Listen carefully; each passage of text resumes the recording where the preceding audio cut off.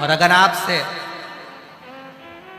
कोई निंदा कर रहा है, जवाब देते नहीं बन रहा है, तो उस स्थान को छोड़कर चले जाओ और अपने अलमस्त की जिंदगी जियो। पर शिव की निंदा व्यक्ति को बर्बादी की ओर लेकर चली जाती है और नष्ट कर। शंकर की निंदा, शिव की निंदा बर्बादी की ओर लेकर जाती है, बर्बादी। सेनाई वायलन सबकी आवाज थोड़ा स्लो रखेगा। शिव की निंदा बर्बादी की ओर लेकर।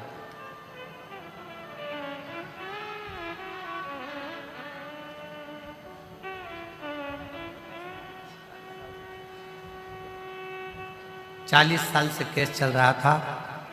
24 नवंबर को कथा सुनी पंडाल में जाकर और दिसंबर में बाबा ने 23 दिसंबर को रिजल्ट दे दिया। यही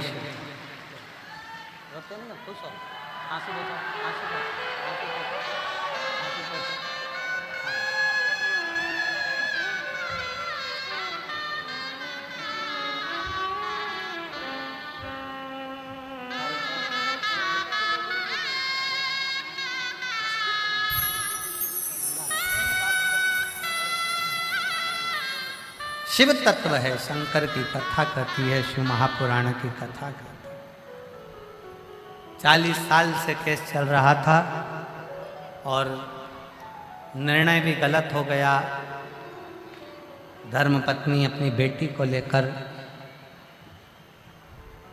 काशी की कथा में पहुंच गई और वहाँ दिल से बाबा से प्रार्थना कर, दिल से कहो, दिल से, मेरी जीजियों, मेरे जीजाओं, मेरी बेटियों, बेटाओं, मेरी माताओं, ना जाने कौन सा पुण्य अपन ने अपनी जिंदगी में करा होगा जो ये प्रयागराज की धरा पर, त्रिवेणी संगम पर, प्रयागराज के मेले में, महाकुंभ में ये शिव महापुराण की कथा लाखों की संख्या में श्रवण कर, वही पुण्य।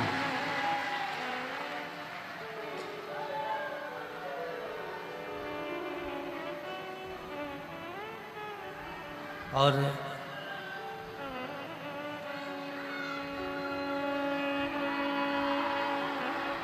ना जाने मनुष्य का शरीर मिलना और मानव का शरीर प्राप्त कर कर भगवत भजन करना, ये शिव की कृपा के बिना नहीं हो सकता। एक बात आप लोगों से कहें, जब जेब खाली होती है ना, तो परीक्षा बहुत होती है।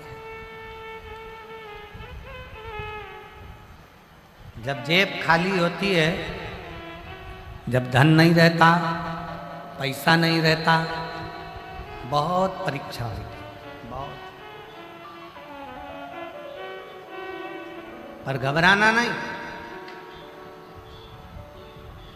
भले जेब खाली हो पर दिल को खाली मत रखना। उस दिल में शंकर को भर कर रखना। शिव मंत्र, शंकर की कथा को संभाल। आज कथा का छठा दिवस है। शिवरात्रि के रूप में लोग यहाँ कथा को सुनने के लिए आते हैं। रात भर कीर्तन करते हैं। सुबह 8 बजे से 11 बजे तक कथा सुनेंगे पंडाल में। टीवी पर वही 1 बजे से 4 बजे तक आएगी, पर पंडाल में कल सुबह 8 से 11 कथा सुनेंगे। लोग अपने अपने घर की ओर चल जाएंगे।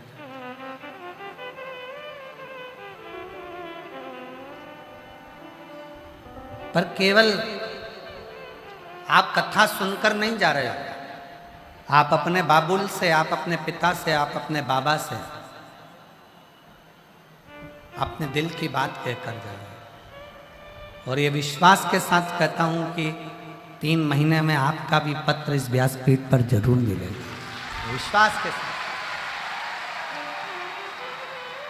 खाली ना जाता कोई दर से तुम्हारे, खाली न जाता कोई दर से तुम्हारे, मैं भी खड़ी हूँ नदी बाएं पसारे।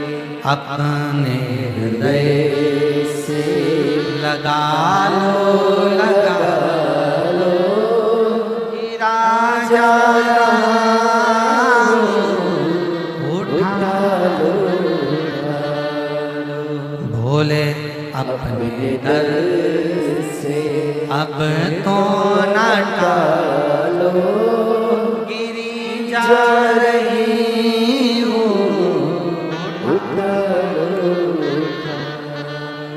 केवल ये इतना बड़ा जो कुंभ का मेला लगा है केवल एक जरा से क्रोध के कारण क्रोध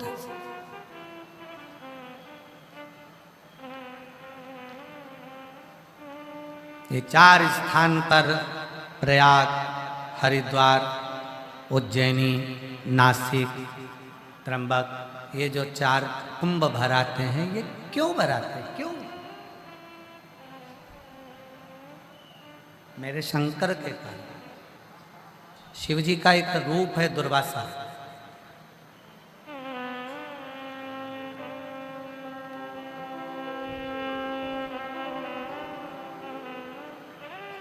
शंकर भगवान का एक स्वरूप है दुर्वासा ऋषि शिव के अंश से प्रकट है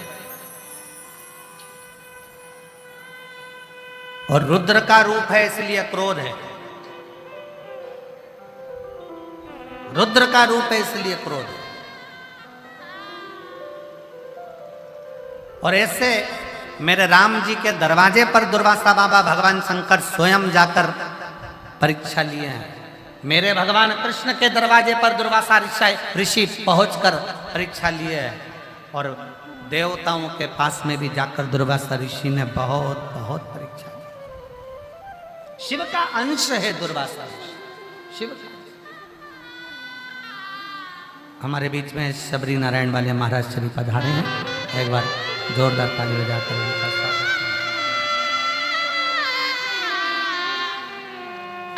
दुर्वासा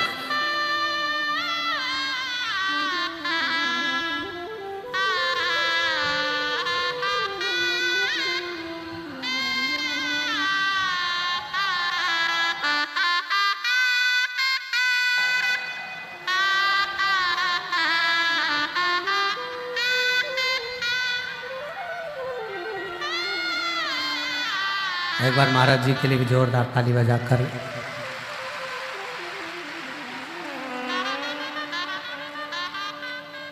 दुर्वासा जी मेरे शिव का एक रूप है दुर्वासा बाबा मेरे शंकर का एक प्रतिबिंब स्वरूप दुर्वासा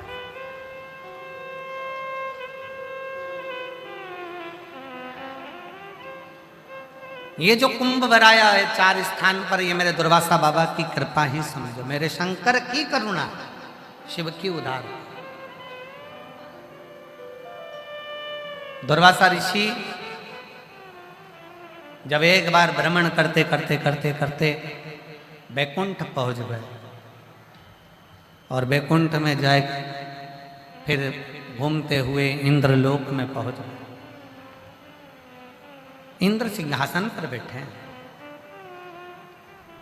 अप्सराओं का नृत्य देख रहे हैं हमने कल कथा में कहा था सत्ता यदि आए धन यदि आए बल अगर मिल जाए तो याद रखना अपनी नम्रता को भी 4 गुना बढ़ा लेना अपनी विनम्रता को 4 गुना बढ़ा लेना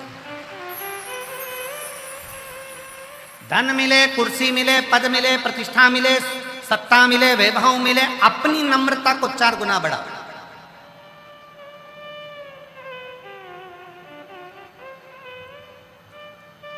अगर अपने भीतर नम्रता विनम्रता नहीं है तो वो किसी काम का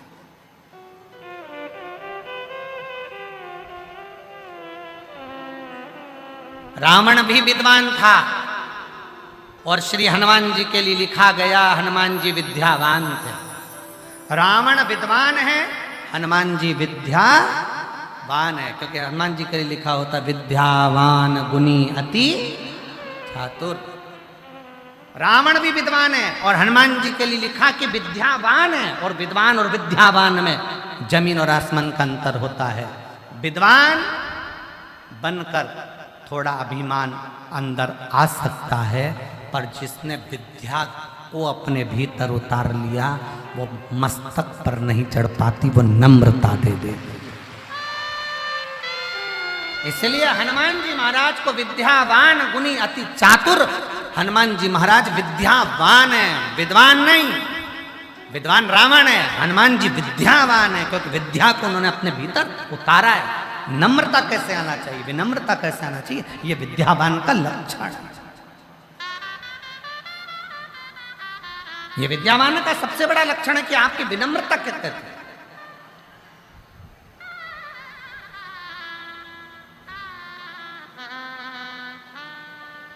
दुर्वासा बाबा शंकर का अंश अवतार मेरे शिव जी का एक रूप दुर्वासा ऋषि इंद्र की सभा में गए। इंद्र सिंहासन पर बैठे हैं, अप्सराओं का नृत्य देख रहे हैं, सारे देवता बैठे हुए हैं और नृत्य चल रहा है। दुर्वासा बाबा सामने खड़े हो गए। इंद्र की दृष्टि चली, इंद्र की दृष्टि, और इंद्र की दृष्टि गई, पर दुर्वासा ऋषि को इंद्र ने प्रणाम नहीं किया। क्यों? नृत्य देख रहे हैं, सभा में बैठे, सत्ता है, वैभव है, दौलत है, प्रणाम नहीं करना। दुर्वासा ऋषि देखते रहे, अप्सराओं का नृत्य खत्म हो गया, सभा लगी थी। दुर्वासा बाबा ने आकर तुरंत दुर्वासा ऋषि ने आते से ही कहा, रे इंद्र, वाह, एक ऋषि का आगमन हो, एक संत का आगमन हो, और तू अपनी सत्ता ना छोड़ पाए, सिंहासन ना छोड़ पाए, गजब। इंद्र, मैं दुर्वासा शिव का अंश, देवताओं को यह श्राप देता हूं कि तुम्हारी सत्ता विमुख हो जाए, सारा वैभव तुम्हारा छिना लिया है। सारा वैभव देवताओं का चले गया, त्राही त्राही मचने लगी, सबका बल समाप्त हो, सबका बल समाप्त हो गया। जो वैभव था, जो धन था, वो सब समाप्त हो गया। और मेरा निवेदन है आप सबसे, गरीब और अमीर में एक बहुत बड़ा अंतर होता है। गरीब के दरवाजे पर लिखा होता है सुस्वागतम, और अमीर के दरवाजे पर लिखा होता है कुत्तों से सावधान। गरीब और अमीर में एक बहुत बड़ा अंतर है। गरीब के दरवाजे पर कोई भी आएगा, उसके लिए लिखा है सुस्वागतम, आप आए हो, स्वागत है। किसी गरीब के घर की शादी में जाना और एक सेठ के घर की शादी में जाना, गरीब के घर की शादी में जाओगे, सेठ जी आए, सेठ जी आए, सेठ जी आओ, सब बैठो, सब खाओ, सब ऐसे। सेठ जी के लिए आसन बिछाओ, पानी लाओ, गिलास अच्छा साफ करके लाना, थाली को मांझ के लाना, साफ करके लाना, ढक के लाना। सेठ जी, सेठ जी, सेठ सेठ जी। और एक अमीर के घर की शादी में चले जाओ, वो तो पहले से ही सेठ है, तो तुम्हें सेठ मानेगा कौन?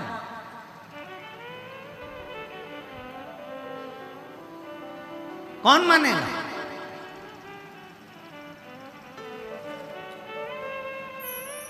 गरीब का जो दरवाजा होता है ना, वहीं पर लिखा होता है सुस्वागतम, सुस्वागतम।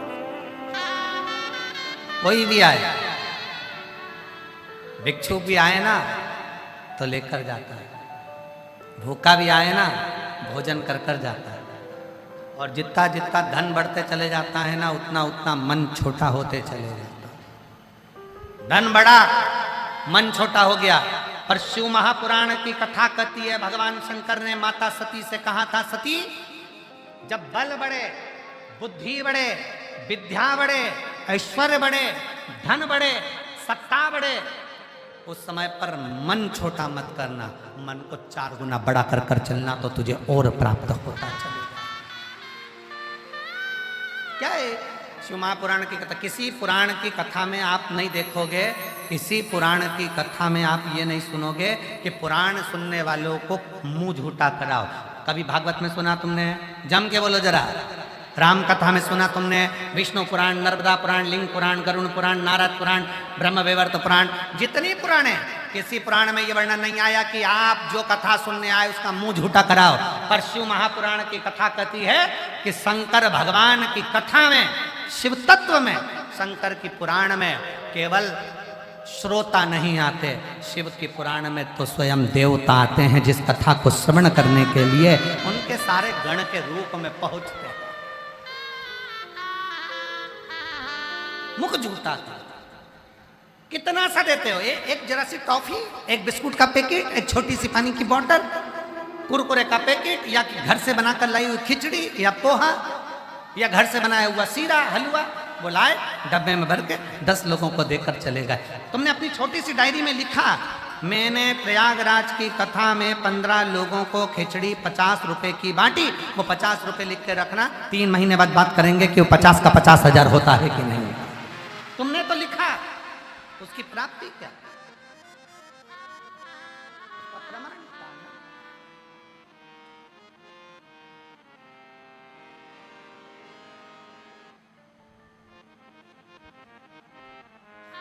आप उसके पास बैठे हो, शिव तत्व, शंकर की कथा। दुर्वासा बाबा कहते हैं, सुनो इंद्र, सत्ता से विमुख हो गए, देवताओं का वैभव समाप्त हो जाएगा। सारे देवताओं के राज्य असुरों ने कर लिया, असुरों का राज्य स्थापित हो गया, सब चले। क्योंकि दुर्वासा बाबा शिव का अंश है, सब चले।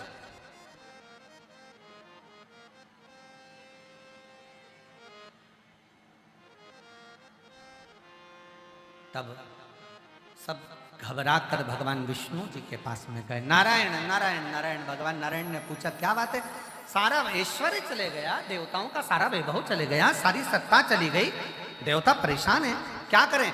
भगवान नारायण उस समय पर विचार करते हैं कि करा क्या जाए। तभी सामने से नारद जी आए। देव ऋषि नारद सामने से पधार। नारद देव ऋषि और नारायण श्रीमन नारायण, नारायण श्रीमन नारायण, नारायण श्रीमन नारायण, नारायण श्रीमन सत्यनारायण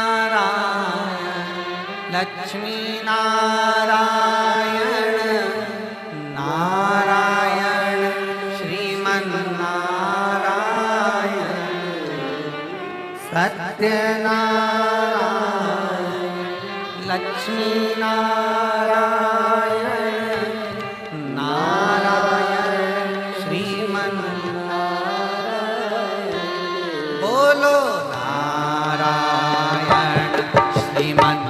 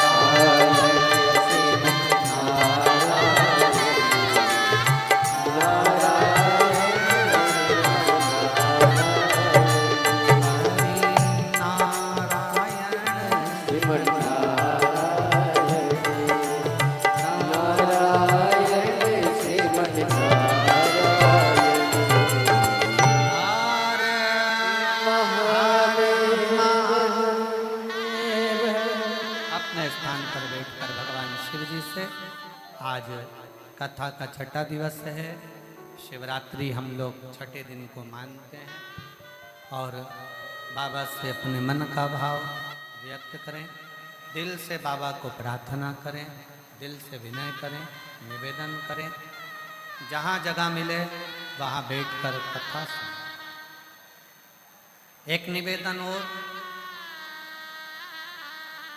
कल का जो कथा का समय सुबह 8 बजे का था, उसकी जगह सुबह 9:30 बजे से 12:30 बजे तक कथा का समय रहेगा। उसका कारण आप सभी लोगों का गंगा स्नान समय पर हो। एकदम लोग नहाने जाएंगे, भीड़ बढ़ेगी और कल रविवार भी है, इसलिए 9:30 बजे से 12:30 बजे तक कथा का समय रहेगा पंडाल में। और टीवी पर कथा का समय 2 बजे से 5 बजे तक रहेगा। बड़े प्रेम से आप लोग जिन्होंने 6 दिन की कथा प्रयागवासियों ने अगर नहीं सुनी हो तो कल की कथा जरूर सुने। हम लोग कहते हैं कि मेहमान जाते हैं तो बच्चों को कुछ देकर जाते हैं। मेरे शंकर की कथा भी जब विराम लेती है तो लोगों की झोली भरकर ही जाती है। श्रवण करें। 9:30 बजे से 12:30 बजे तक कथा का क्रम रहेगा, उसको भाव से आप और हम सुनेंगे। विराम दिवस की कथा रहेगी। दिल से कथा का लाभ, प्रेम से सब लोग साथ बोलेंगे, हृदय से बाबा को पुकारें।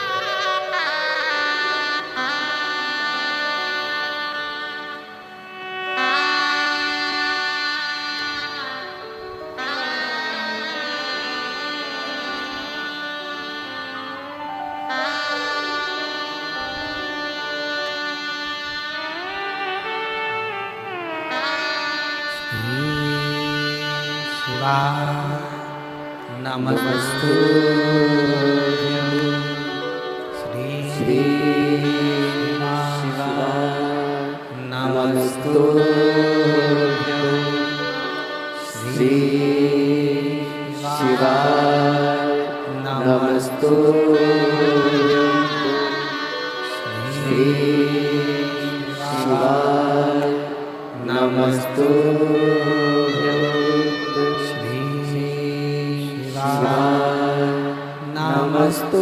नमस्तुभ्यं।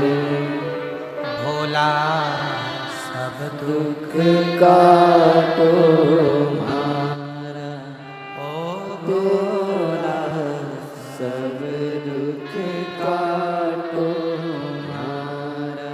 शिव शंकर जपो तेरी माला, भोले बाबा जपो तेरी माला। भोला सब दुख काटो मारा, ओ भोला सब दुख काटो मारा। वेश है मंगल मंगलकारी, वेश है मंगल मंगलकारी। शमशान वासी हमारा, शमशान वासी हमारा। ओ भोला सब दुख काटो मारा, ओ भोला सब दुख काटो मारा।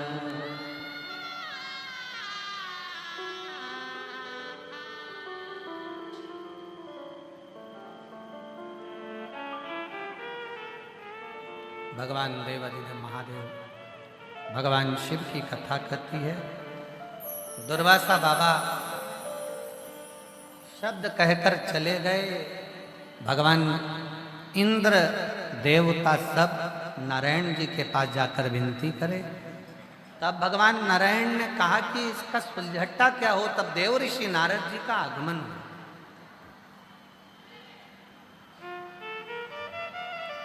और देव ऋषि नारद जी ने कहा कि यदि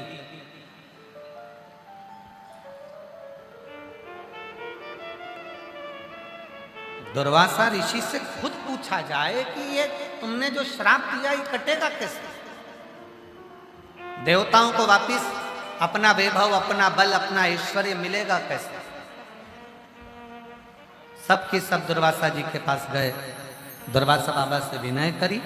दुर्वासा ऋषि ने भगवान नारायण को देखकर नमन कर कर कहा, प्रभु यदि देवता और राक्षस, देवता और असुर दोनों मिलकर समुद्र का मंथन करें, उसमें से जो रतन, औषधि, माणिक, मोती सब मिलेगा, उसी में से विष भी निकलेगा, उसी में से अमृत भी निकलेगा, वो संपूर्ण संपूर्ण देवताओं का तो कल्याण करेगा, साथ में उस अमृत की बूंद जिस जिस जगह पर गिरेगी संसार के लोगों का भी कल्याण कर देगी, मनुष्य का भी।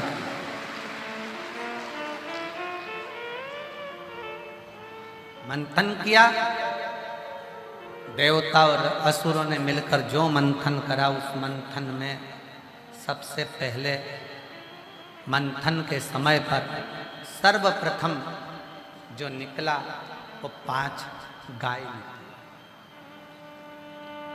क्या निकला है? पहले 5 गाय निकली, 5 गौ माता,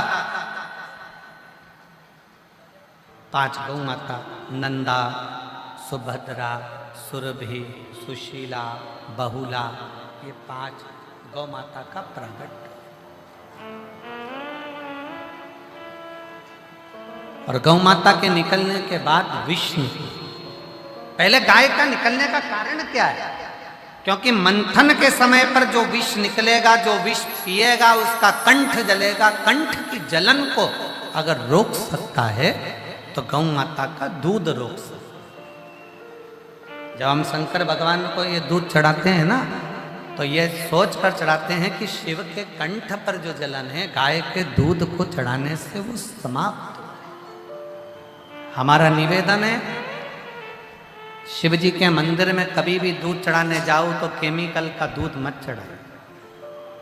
अपने घर में गाय का जो दूध हो, देसी गाय का जो दूध हो, उस दूध को भले 1 गिलास मत ले जाओ, 1 लोटा मत ले जाओ, 1 किलो मत ले जाओ, 50 किलो मत ले जाओ।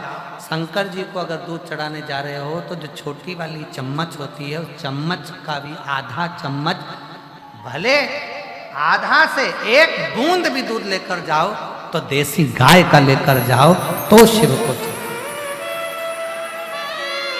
भगवान शंकर को समर्पित, देसी गाय का दूध शिव को समर्पित। 5 गौ माता निकली, विष निकला। विष कौन पिएगा? कौन पी सकता है? अमृत पिए उसको देव कहते हैं, जो विष पी ले उसको देव अधिदेव महादेव कहते हैं। और वो विष शंकर भगवान के सम्मुख में पहुंचा है, शिव जी के साथ।